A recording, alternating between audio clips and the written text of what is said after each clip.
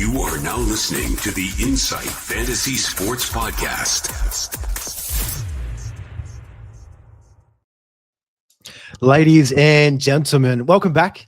Thanks for tuning in to another episode of the Insight NFL Podcast. I'm your one and only host tonight. You'll have to put up with my solo mug one last time. Our fearless leader, Captain Mav, will be back on deck next week. He's still just, getting all these massages over in Thailand, along with our beloved DFAB, who's battling illness this week. So neither will be joining us. Just to kind of jump back into the show, how we normally do things, we'll kick things off with a bit of news. The only real thing since last week for fantasy purposes has really been Brock Purdy signing an absolute max extension deal, $265 million up to, and with that up to $181 million in guaranteed money. Another note on Purdy's contract: no trade clause. They were able to sneak that in. So he won't be going anywhere for at least the next 5 years unless he wishes to do so. But him being tied to, Kyle Shanahan and George Kittle, Jennings, who else was there? Ricky Pearsall, Christian McCaffrey, all those guys for at least another year or two. It's just going to keep him producing in the fantasy highlights for 2025. And besides that, looking at it for fantasy, huge win for Purdy holders and the guys who bought him up until this point. He was a bit of a trade target, I know, throughout the season, just kind of given the outlay of the quarterback landscape and how he projects for 2025. Purdy, let's not forget, in 2023, only a couple of years ago, when he had all of his Avengers on deck, he finished as a quarterback 6 overall, which was just, you didn't see it coming. He was the third stringer behind Trey Lance and also Jimmy Garoppolo in his first year in, being the last pick in the draft. So well done to Brock Purdy. Huge shout out. And for fantasy purposes, great news for Kittle, great news for Ricky Pearsall, Jennings, and also CMC. I think all those guys are just going to fire back after a disappointing year last year, and they should all produce back again for fantasy. So tonight's show, sticking on the theme of dynasty rebuilders and whatnot, going to be giving you my top trade targets for both rebuilders, rebuilding teams following on last week, and also a couple for contending teams. So if you find yourself on either end of that spectrum in your fantasy leagues, hopefully I'll give you a couple of targets that they can hopefully scheme of and add to your team for 2025.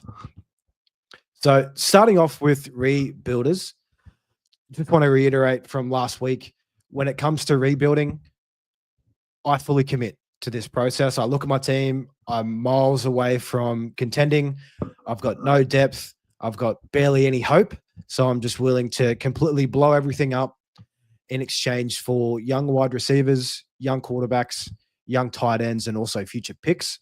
And with those younger guys that I'm targeting for a rebuilding team, I'm looking for guys that are just their market value, similar to stocks. Their market value is at the absolute lowest point at this point in time, and I can just project them to have a huge increase, whether or not be in this upcoming year or in 2026. Those guys are just going to go a long way for rebuilding teams. Jump right into it. My first rebuilding target. Not going to leave you guys hanging for much longer. And this was a guy that I'd mentioned on last week's show when I was reviewing that Dynasty team looking to rebuild. Just to recap, this team had Dak Prescott, an older quarterback, age 31, not getting any younger, obviously. And, in a position to rebuild, I just thought Jackson Dart for my top trade target for rebuilders was just going to fit in so nicely with our show here tonight. Jackson Dart, drafted 25th overall by the New York Giants. So these guys actually in the draft, as we saw, they traded back in to the first round. In doing so, they locked up an extra year of his rookie contract, which is absolutely huge for the quarterback position in particular. And just given the quarterback landscape for the New York Giants as it lies at the moment, it's Russell Wilson, Jameis Winston, Jackson Dart. Now, I don't expect Jackson Dart to start the year, it's not out of his range of possibilities. We know what Russell Wilson is. He could well and truly fall off a cliff before season start. But the way I kind of have it, Russell Wilson will play at least 6 or 7 games to start the year. If they are performing poorly and they're not getting wins, they'll just throw Jackson Dart in and give him a run and kind of see what they have there. But I think Jackson Dart's first year landscape is very similar to that of Michael Penix last year. Penix, first round rookie quarterback pick, and he sat for 13, 14 weeks of the year behind Kirk Cousins and just kind of didn't really do much in terms of his fantasy value up until that point. So a reason that I'm just loving Jackson Dart for rebuilders at the moment is with that team I reviewed last year, they could very well have older quarterbacks around that Dak Prescott range. They're looking to offload all their points and secure someone young who's got a heap of potential and could also increase his fantasy stock past this year or even midway through the year. I think Jackson Dart just ticks all those boxes for me. He's got that first round capital. He's tied to a young stud or an absolute young stud. I won't.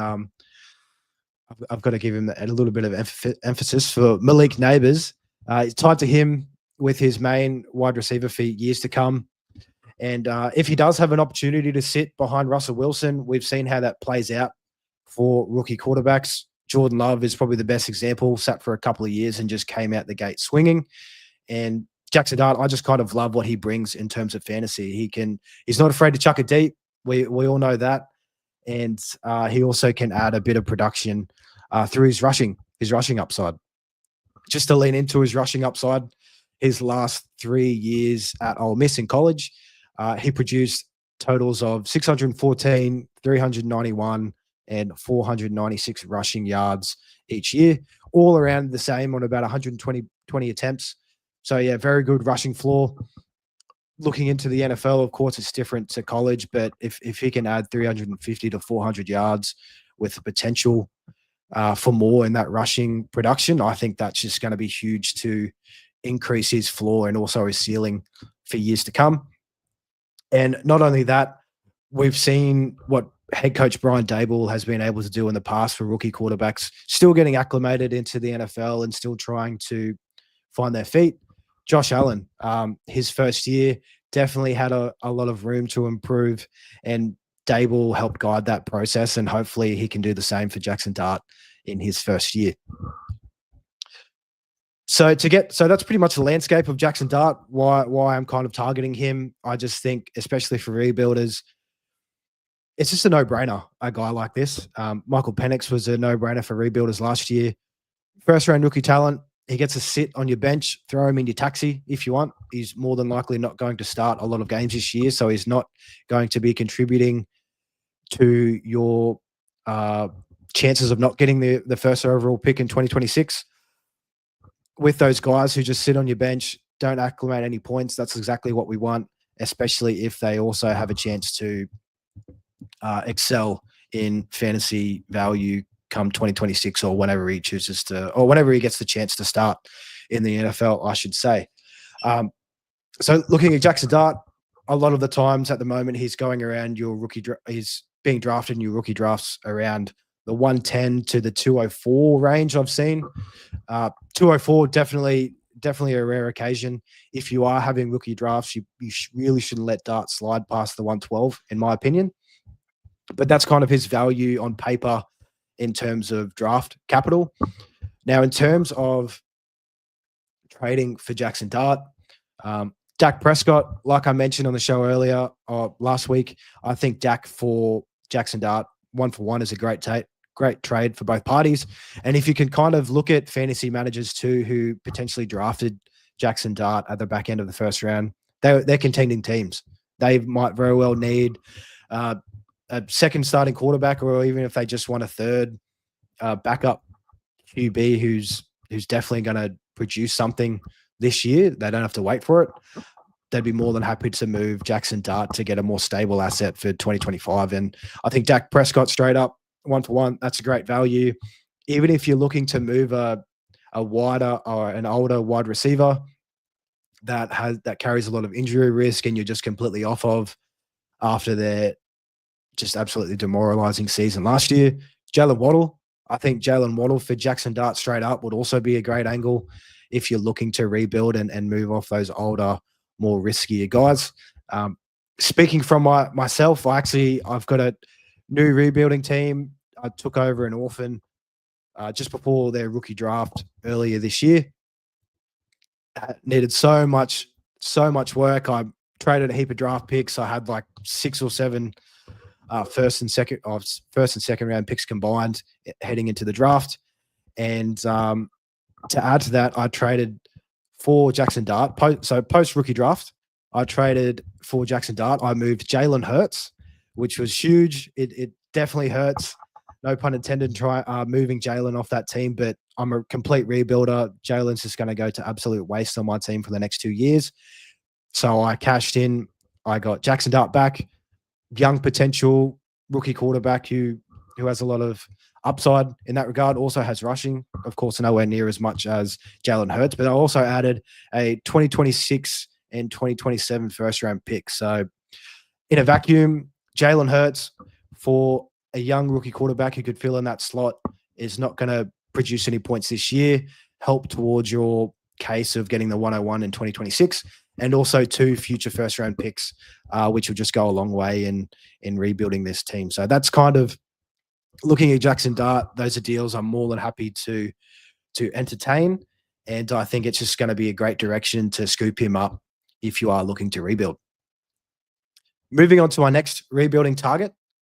And this guy might be a little bit controversial for myself, rather. I know when Emeka Egbuka was drafted to the Bucks in the first round, I was so high on Egbuka. I just thought such a great situation, tied to Baker Mayfield. The offense is absolutely humming, and he could he's behind a couple of old vets in Mike Evans and also Chris Godwin. Let's not forget Mike Evans is entering the last year of his contracted deal with the Bucks, and Chris Godwin coming off that nasty dislocated ankle, I believe his injury was, and he's creeping up to age 30 year as well. So with Emeka Egbuka there, or being added into this position, I think Jalen McMillan, pardon me, is just an absolute steal for what you can get him for in your dynasty leagues. I think he's going to cost you absolutely nothing, especially now more so that Emeka Egbuka was added to that offense. On paper, fantasy managers just seeing as McMillan is just completely nuked. He's completely buried. He's 4th at best in that pecking order, I think, straight out the gate. I think Egbuka is just a much better talent and prospect than McMillan was coming in. So looking at it, wow, you got the 4th string wide receiver, not really going to get much love with Mike Evans, Chris Godwin, and Egbuka all there. But for the same reasons that I love Egbuka, I love McMillan. Mike Evans, this could be his last year at the Bucks. Very well a possibility. Chris Godwin might not be ready to go come week 1. I know there has been a few rumors out there in the fantasy community that his health might be an issue to start off. With that being said, you're getting McMillan at an absolute discount. Absolute discount. I've been seeing McMillan, a 3rd round pick in this year's class, like just to give you an idea on cost, which is just absolutely peanuts. And let's not forget, we saw what McMillan could do in this offense when given the opportunity. In the back end of last year, weeks 14 to 17, McMillan produced just over 20 PPR points per game, and he was an absolute touchdown magnet during that time. So just opening up the runway for McMillan. There might not be much this year, given if Evans and Godwin and Egbuka all stay healthy. Absolutely, you don't want to project for any injuries to happen in fantasy football, but they are very well a possibility, and especially for a couple of guys that are going to be 30 plus in this year. I think if you can scoop up McMillan now for a late 3rd, a couple of future 3rds, his value is definitely going to increase once one of those dominoes fall in either Evans or Chris Godwin. And who knows, maybe Egbuka is a little bit slower off the bat than what we were all thinking, and McMillan is there as a wide receiver 3 and produces at the gate. Even so, if you're picking up McMillan now, you're going to get a big return on your investment, and especially if you're giving up peanuts. So, for instance, I saw the 310 for McMillan. If you put a rookie to that in this class, it's either Howard Fannin, Alec Aomana, or even Will Howard in that range. I'm taking McMillan over any of those guys with a bullet. If it comes down to it, I think he's a great talent. I think he was slept on being drafted in the 3rd round in 2024. I think his injuries at that time of his last year in college definitely added to him falling that low in the draft. But yeah, all in all, I just think he's a great talent. And if you can get him this cheap, I just can't see him not increasing in value for time to come. And with rebuilders, like I mentioned earlier, if you can get a guy that's not going to produce on your team for this year, it's going to help increase your odds of getting the 101 for next year. And in rebuilders, we want higher valued 1st round picks. That's the only way we're going to turn this rebuild out of the mud and hopefully get it into a contending spot, is if we hit on these early picks. And so yeah, I think if you can get McMillan for that cost, I think it's a no-brainer in my eyes. Now, for my last rebuilding target, it's Keon Coleman. And I just have to sneak this in as a Bills fan. Trying not to be biased, I think he's just a great target for rebuilders. Just given, his first year, rookie year coming out of college, 29 receptions for 556 yards and 4 touchdowns. And that was with him missing a couple of games. He injured his wrist. I think it was within weeks 5 to week 7 of the start of the year. And we've even heard now with Bills general manager Brandon Beane coming out and saying that as soon as that injury happened, Keon Coleman just wasn't the same again. And I can see it. His production just wasn't. He had a couple of nice spike weeks before getting injured. He eclipsed 100 yards. His average depth of target was just under 20 with 19.2. And to go along with that, so given how low his fantasy value is at the moment, I think the Bills really spoke aloud with what they think of their receiving core when they didn't add anyone noteworthy during free agency. Josh Palmer and Elijah Moore, a couple of depth pieces at best. And they also didn't add anyone of note in the draft. I think they added a wide receiver in round 7 or something like that. So no one that's going to be really competing with these guys for snaps. Amari Cooper is also most likely not going to be with the team for 2025. So that's more, even though he didn't really produce too much last year, that's still more targets and opportunities that are going to be going towards Keon Coleman's way. And along with this, 2nd-year wide receivers, these are just guys that we love to target. They are absolutely poised to break out, as the stats say, in their 2nd year. And given Keon's situation, there's not much competition. He could very well and truly be the wide receiver 1 at the end of the season. He's only competing with Khalil Shakir and Dalton Kincaid in my eyes. And he's tied to an absolute stud in Josh Allen as his quarterback, and in an absolute high-flying offense that finished 2nd in points per game last year in the NFL. So with all that being said, I think you can grab Keon for an absolute steal in your leagues today. Even if you're on the clock in rookie drafts, you could be looking for an even better value because the rookie hype is just well and truly real when you're on the clock in those scenarios. But a couple of trades I've been seeing around for Keon. Keep Trade Cut. I'll reference those guys just as a trade database that's happening in leagues. Jalen Warren and Ramondre Stevenson for Keon and a 3rd. Now, if I got offered two aging running, or if I got offered to remove 2 aging running backs for my rebuilding team, whose value got absolutely nuked post-draft with the new additions that their teams added in their running back room, I would be absolutely banging my head on the table trying to accept it that quick to pick up Keon Coleman in that deal. Again, back to what I mentioned about rebuilding teams, you want to target those young wide receivers that have all the opportunity in the world and potential to break out and increase their value. Keon Coleman just slips into that role absolutely perfectly for me. Looking at other deals, if you had Najee Harris or Travis Etienne or any aging running back along that those lines, I think you could definitely try and get a deal done for Keon Coleman. Even if he costs you probably from the 206 onwards, I'd be more than happy to pay, but I don't think he's going to cost you that much just given off his current market value. So you could be getting an absolute steal.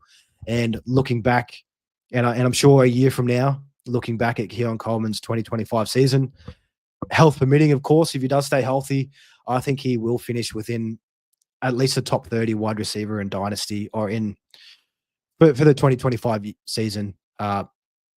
To correct myself, and I think for Dynasty that'll just propel his value moving forward. So recapping my rebuilder targets for anyone looking to rebuild or in that situation: Jackson Dart, quarterback for New York Giants; Jalen McMillan, wide receiver for the Buccaneers; and Keon Coleman, wide receiver for the Bills. I think all those guys are great targets. They're not going to cost you anything at the moment, and they are all poised to increase in value in 2025. Now, for the next part of the show, I thought I'd give the contending teams a little bit of love as well. Because I know for myself, I run way too many leagues, and I definitely do have a couple of rebuilders and contenders. So I'm always looking to wheel and deal in both of these scenarios and see what guys will fit moving forward. With the targets for contenders, I'm looking to target the guys, that are going to definitely help my team contend for 2025. Or even if looking at my team, I need a little bit of depth. We all know in how long a fantasy NFL season is, and injuries are just bound to happen at that point. So if I can add some valuable depth for cheap in my championship run, I'm all ears and always looking for angles to do so. And better yet, these guys that I'm about to list off, they really won't cost you anything. I just feel like they're left for dead in the fantasy market, and they're absolute steals, just given their market value. So starting off with a running back, this running back, he is one half of the Detroit Lions' absolutely smashing running back room, David Montgomery. So David Montgomery, he was injured for a few games last year.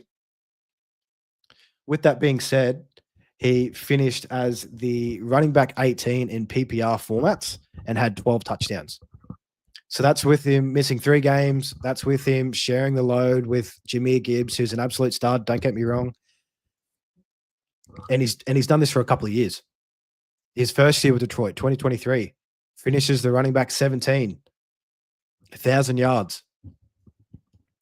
Yes, he's 27. He's aging, but if you're a contending team, I believe Monty, it will just help your lineup for 2025 in a huge way, especially if you do cop a well-known running back injury, which is always bound to happen. Monty could slot in as your running back 2 or a flex play right off the gate. And he's just got a very safe floor with all those rushing touchdowns that he gets. Last year, he had 12 rushing touchdowns. The year before, 13 rushing touchdowns. I can't see that changing in Detroit either. Yes, they lost Ben Johnson. I think that'll go in Monty's favor a little bit. I think they'll just, they've lost their absolute genius play caller in Ben Johnson, with all the creative passing plays that he was kind of drawing up. So I think with the offensive coordinator stepping in now for the Lions, they'll probably lean on the run game a little bit more, take a bit more pressure off Jared Goff. And with how productive Monty and Jahmyr Gibbs have been in the running game for the Lions, I think they'd be crazy not to do it. Also, looking at the landscape for Monty, he is tied to the Lions until 2027. His contract doesn't finish till then. So you don't only have this year. I guarantee you have 2026 also, of course, injury permitting. And even 2027, it's a good chance that he'll probably get moved. He'll be 29 at that time. I can't see them extending him at that point. But even still, as a contending team, you've got 2 years of Monty, a top 20 Dynasty fantasy running back over the last couple of years, and he's going to cost you nothing. So, like I mentioned, I'm in a whole heap of leagues, and one league I was in was actually in a rookie draft the other week. The 209 for Monty straight up. Now, just to give you guys a bit more context, Bayshol Tootin was on the clock at the 209, and this manager was more than happy to take a shot and take a gamble at Bayshall Tootin at the 209 and move off an older running back in David Montgomery. I don't mind the angle there, but I just think he just gave up Monty for way too cheap. And looking at rookies, yes, they're exciting. Yes, we're in the absolute prime time stage of, the rookie draft is happening and everybody is just rookie mad. Let's not sleep on the veteran guys that we know are known commodities. We know they can produce at the NFL level. We know what we're getting week in and week out. And I love Tootin. Don't get me wrong. I think he's going to be the number one running back for the Jags in 2025. Might take a few weeks, but I think that Travis Etienne will probably get moved, and I'm not too high on Tanks Bigsby. But with that being said, also in Tootin's range of possibilities is he could be a bust. He was taken in the 4th round in a strong running back class just to add in his range of outcomes. He could be nothing. You could have just absolutely burnt that pick for the 209 when in return, you could have had 2 years guaranteed of Monty producing at a running back 2 level that we've just seen him do before. So in that position, if I am contending and I've got the 209, which more than likely I will have a later 2nd round pick, if I can get Monty for it, goodness me, that is just an absolute home run hit. And I know how good Jahmyr Gibbs looked at the back end of last year when Monty was out. Absolute stud. I think he produced like 30, on average 30 fantasy points in PPR leagues per game with Monty out. But Gibbs is a smaller guy. The Lions know what they're doing. They're not going to just give him the full workload and Monty get crumbs.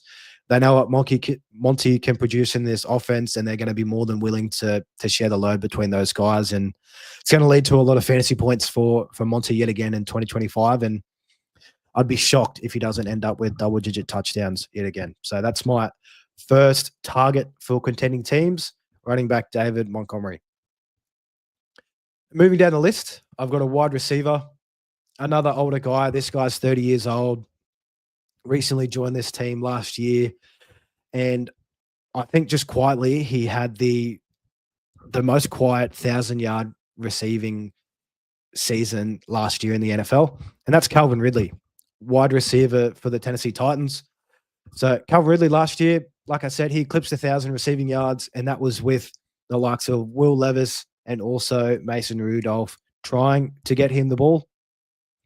And yeah, we just know how that whole offense looked at Tennessee, and it was just it was a shit show for lack of better words. And Ridley still managed to produce 1,000 receiving yards and finishing up as the wide receiver 28 in PPR leagues. Looking back at Ridley, I would have gambled a lot of money that he would not have hit 1,000 receiving yards. It's just would not have picked it at all. But still, given the situation, he still produced. Now, looking into Ridley's outlook for 2025 in the future, Tennessee Titans, they've got the brand new quarterback in, and his name is absolutely escaping me now, in Cam Ward, first overall pick, projected to be the starter straight out the gate. I did see some news that Levi's and Cam Ward were splitting snaps, but it's very early in rookie training. And once we get to training camp in the next couple of months, I'm sure Cam Ward will be getting a lot of the love there. So not only does he have a new and improved and hopefully a new and improved quarterback, the Titans, they didn't really add too much competition around him in the draft. They added a couple late round guys, Alec Aomana, Dyke, Gunnar Helm, and also a undrafted rookie in Xavier Restrepo. I guess, yeah, just for their 2025 class. So to me, in my eyes, Calvin Ridley is the clear number one wide receiver. And I think Cam Ward, rookie quarterback coming into the NFL, I think he's going to be leaning on his vets in a huge way, and Ridley should benefit from that. So if he can add on to 1,000 receiving yards, I could see him finishing at 1,200 receiving yards. If he can get a couple more touchdowns, take that total from 4 up to 6 or 7, add 10 or 15 receptions, catchable receptions that he wasn't getting from Levi's or Mason Rudolph last year. I think Ridley is a no-brainer going to increase in volume or increase in value for fantasy. And in terms of if I'm a contender, I'm not too worried about fantasy value. Of course, that's everything that's what fantasy is based on. But I'm more worried about if Calvin Ridley is going to help with my team who's competing. Like I mentioned earlier, injuries are just a given in a long NFL season. So if I cop a wide receiver injury and I can slot Calvin Ridley straight in there straight away, he's going to be able to help my team and produce for me in the ways that I need to help win a chip. So looking at value, current market value for Calvin Ridley, very similar to David Montgomery, I think. A late second this year. It could be the likes of Kyle Williams, Mason Taylor, those kind of guys in the clock in your rookie draft. If you can trade that hope, that wish for those guys to hit in the back end of the second round, which you all know the hit rates on those guys is so low, sub 20% in terms of fantasy hits. And if you can just add Calvin Ridley, wide receiver 3 at least, with potential to be wide receiver 2 in 2025, pardon me, that's definitely an angle that I'm going to be willing to take for a contending team. So yeah, late second, even if I had to send a 2026 second as a contending team, I'm projecting that to be, of course, a late from 209 to 212. That for Calvin Ridley is just an absolute steal in my eyes. I think he's still got a couple of years under his belt, even though he is age 30. He missed a couple of years with the gambling suspension and also through to injury. So still a lot of tread left on the tires, still a lot of fantasy production out there. And I think he's the locked in wide receiver 1 for the Titans. And the Titans defense also to add in, it's not as strong as probably where they'd like it to be. So more often than not, they're going to be in a shootout. Calvin Ridley is just going to benefit from those garbage time production. Yeah, garbage time production. Yeah, even though I'm absolutely butchering those words. So yeah, Calvin Ridley, wide receiver for the Tennessee Titans. He is my second target for all contending teams. And moving on to my last target for this show, and this is probably my favorite of the bunch. He is one of our thumbnail models tonight, and that's Geno Smith for the Las Vegas Raiders. I think Geno is just so heavily slept on. He's only been a starter for 4 years, or this will be his 4th year. Once the Seattle Seahawks gave him his first chance to fully start for the year back in 2022. He's produced. Like, let's not forget about Geno's seasons. In that first year with the Seahawks in 2022, he produced a quarterback 5 finish. He threw for over 4,000 passing yards, 30 passing touchdowns. And yes, I get it. He had a great receiving core in DK Metcalf, Tyler Lockett. JSN wasn't there at that time, but those 2 guys were top 20 wide receivers in their own right in fantasy for that year. He goes into a situation in Las Vegas where I think he has a pretty good receiving core as is. Brock Bowers, he just broke history for the rookie reception record of all time. And he's absolutely poised to take a next step up in year 2. Jacoby Myers, a very solid wide receiver who I think is also slept on. He could also honestly be a trade target for contending teams out there. The Raiders also added a couple of rookies as well in the draft. They added Jack Besh in the 2nd round and also Thornton, a speedster, in the 4th round, I believe it was. So definitely doesn't have scrubs in the receiving game to work with. And not only does he have those passing weapons, Ashton Genty being added to this Las Vegas Raiders roster, I think is going to be a huge help for Geno. It's going to take a lot of the pressure off of him. He's not going to be facing all that blitzes and so much rushing attack or pass rushing attack, excuse me, just because they've got to worry about Genty there. Genty taken 6th overall, rookie running back who is already being projected as the running back 3 for Dynasty, even though he is yet to take a snap in the NFL. I just think it's going to be a very friendly system for Geno. He's paired back up again with Pete Carroll, so we know that he can produce under Pete Carroll. We know Pete Carroll loves him. They brought him in. They traded a 3rd round pick for him, and they also signed him to a 2-year extension for 40 million plus a year. So it just goes to show that the Raiders are all in on Geno this year. I think they're going to surprise a lot of people in terms of how many wins they pick up. I think that division with the Chiefs, Broncos, and Chargers, I think they are contenders for that. As crazy as it sounds, where Raiders were last year, these additions, Tom Brady just pulling the strings in the background, I think they're definitely going to surprise a lot of people. They could very well finish with 10 wins too next year, which is just going to elevate his Geno's overall ceiling for fantasy. So looking at the cost of Geno at the moment, honestly, all these guys that I'm kind of targeting, they're all around the same cost. Geno, mid to late 2025 second. Again, in Superflex leagues, absolute no-brainer. I've got Geno I think he'll probably finish within the QB 13 to 17 range in there. I think once we stat out our redraft rankings later in the year, he's going to be slotted in there for me. And he does have upside to be. I don't think he's going to be a top 5 quarterback like he did finish in 2022. But if he can sneak into that QB1 territory as the 12th ranked quarterback at the end of the year, wouldn't surprise me in the slightest rather. So not only that, Geno did come from the Seahawks. We all know their offensive line last year was absolutely horrid. They finished in the bottom 4 as per PFF rankings in terms of sacks and pressures allowed to their quarterback.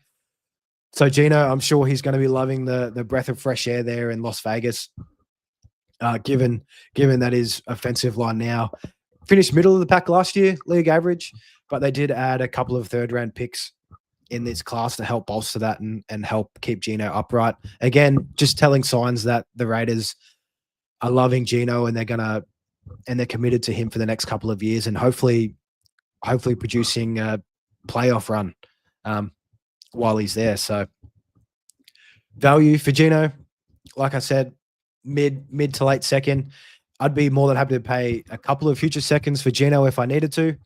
I think if you wait midway through the season, say I'm a contender and my quarterback goes down, if I was to trade for Geno, then it's going to cost you a first. It will cost you a first-round pick to pick up Geno then. So why not alleviate some of that gamble, shore up your quarterback room? Even if you're bringing him in as a QB3 on your bench, that's great. If you do cop that injury, he well and truly can slot into that quarterback 2 range and produce for fantasy and help your team compete for this year. So 2 future seconds, a mid-second round pick. If you can get that done for Geno in a contender, you're doing the absolute right thing.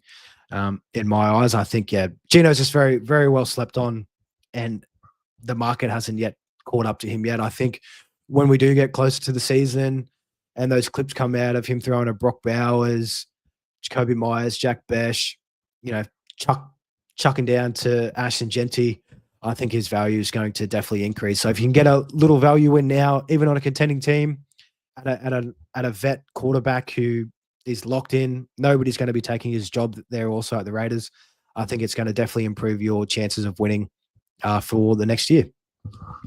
So just recapping my top 3 contending targets: David Montgomery, running back for the Lions; Calvin Ridley, wide receiver for the Tennessee Titans; and also Geno Smith, quarterback for the Las Vegas Raiders. So all in all, they're my top trade targets for both rebuilders and contenders. And I think if you can pick up one of these guys on either side, if you're a rebuilder or contender, you're going to be very happy with the result once we get a bit closer to the season. So that'll do for us for the show tonight. Let me know in the comments if you have traded for either of these guys, or if you're looking to trade for these guys. Even if you've got a pending trade just sitting in one of your leagues that you're not too sure on, let us know in the comments. More than happy to reply to anything and hope give you guys a little bit of advice or even just a second opinion on what path to take for your team. And again, thanks heaps for tuning in, guys, to a solo show.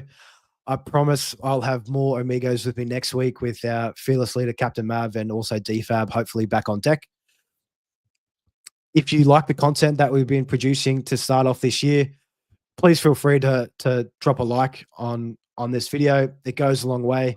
And also, if you wanted to leave us a 5-star review on any of the platforms you're listening to us to, it's the best and free way to support the channel here, and just in showing us all some love, and we really do appreciate it. And we're very committed to dropping you guys with some content each week leading up into the NFL season, and we will be ramping up to multiple shows each week once we get to that point in the year. So please like, subscribe, hit us with a comment, leave us with a review. We'll be back next week with hopefully the 3 amigos, and we'll be back again talking Dynasty. So take care to all of you. See you next week. Peace.